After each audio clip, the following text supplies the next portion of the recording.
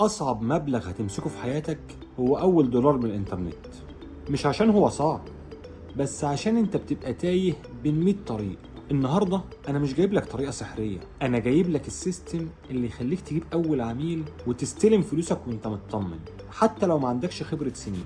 إحنا اتكلمنا في الفيديوهات اللي فاتت عن اختيار الخدمة، بس في سر محدش بيقوله.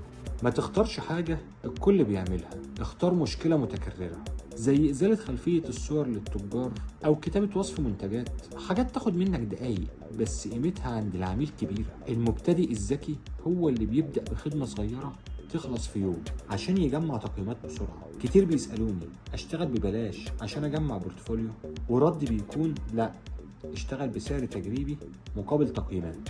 وزي ما اتفقنا في الفيديوهات اللي فاتت، الثقة بتبدأ من الرسالة الأولى.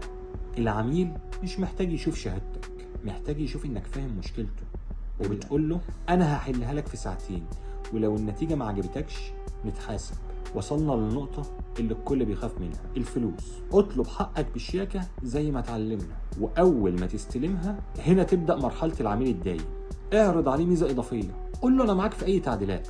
الحركة دي بتخلي العميل يبقوا 1000 عميل، لأن سمعتك هي اللي بتسوق لك. الطريق مش محتاج عبقرية، بس محتاج استمرار ووعي. احنا قفلنا النهاردة دورة أول عميل، ومن بكرة إن شاء الله هنبدأ مرحلة جديدة تماما، إزاي تحول المهارة لبيزنس حقيقي وتفتح متجرك الخاص. لو مستعد للرحلة اشترك في القناة وفعل زر الجرس عشان اللي جاي تقيل.